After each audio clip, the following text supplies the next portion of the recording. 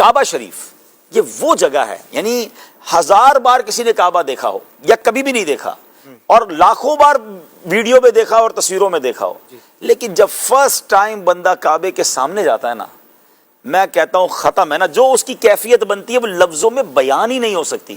بندہ اتنا سا ہو جاتا ہے، اس کو لگتا ہے کہ میں کہاں آ گیا ہوں، میں واقعی کعبے کے سامنے ہوں، میں رحمان کے گھر کے سامنے ہوں، میں کریم کے گھر کے سامنے ہوں، اور پھر آنکھوں سے خود بخود آنسو بہتے ہیں۔ اور علماء نے ایک بڑی پیاری بات بھی فرمائی کہ جو یہ ہے نا کہ کعبے پر پہلی نگاہ پڑتے ہی دعا قبول ہوتی ہے، فرمایا اس کی ایک وجہ یہ ہے کہ کعبے کو دیکھ کر تمہارے دل پر جو کیفیت طاری ہوتی ہے نا، ایکچول وہ کیفیت کی وجہ سے دعا قبول ہوتی ہے۔ یہ کیفیت وطن میں طاری ہو جائے تب بھی دعا قبول ہو جائے گی۔ تو کعبے کو دیکھ کر واقعی، یعنی ناظرین آپ کو شاید میں الفاظ میں نہیں بیان کر پاؤں گا، جو گئے وہ میری بات کو ایکسپٹ کریں گے، اسپیچ لیس۔ کعبے پر پڑی جب پہلی نظر، واقعی کیا چیز ہے دنیا بھول گیا، انبلیویبل۔ یقین کریں ایسا دل کے قریب یہ شعر ہے۔ صرف الفاظ نہیں مانگتے، کبھی اشک مانگتے ہیں، کبھی دل مانگتا ہے، کبھی کیفیت مانگتی ہے۔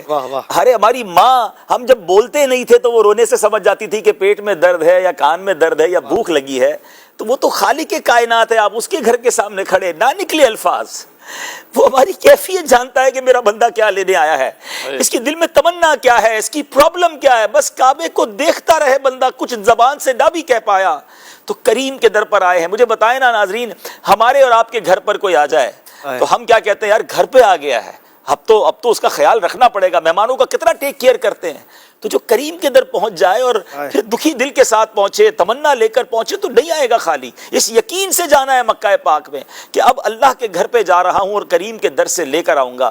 واقعہ میں نے پہلے بھی سنایا، لیکن کہتے نا کچھ الفاظ ادھر لگتے ہیں، کہ ایک صاحب نے بتایا کہ کعبے کے دروازے کے سامنے، اچھا میں نے کہا نا واقعات سب کے ساتھ ہوتے ہیں، تو واقعی کبھی کبھی تو وہ کہتے چنگاری ہوتے ہیں کچھ لوگ، برابر میں بیٹھ کر ایسے دعا مانگ رہے ہوتے ہیں یا ایسے الفاظ سے دعا مانگ رہے ہوتے ہیں، ہمیں کرنٹ لگ جاتا ہے کہ یار یہ کیسے بات کر رہا ہے اللہ تعالیٰ سے، اور اس کی کیفیت کیا ہے۔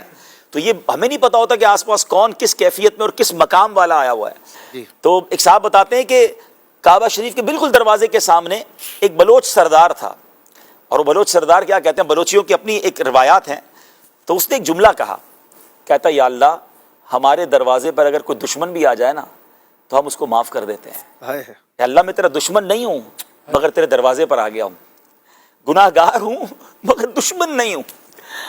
اللہ اکبر۔ اب یہ دیکھیں نا کیسے الفاظ ہیں کہ دنیا میں دشمن چل کر آ جائے تو لوگ معاف کر دیتے ہیں، تو اگر ہم کریم کے در پر گناہ گار ضرور ہیں، اللہ کے دشمن تھوڑی، ہم تو اس کو رب مانتے ہیں۔ تو کعبے پر جانا تو خوب آنسو بہانا، کعبے پر جانا تو خوب دعائیں کرنا، اور یہ سوچ کر جانا کہ اب بخشوا کر بھی آنا ہے اور اب گناہ نہیں کرنے، اس کریم کی اب نافرمانی نہیں کرنی۔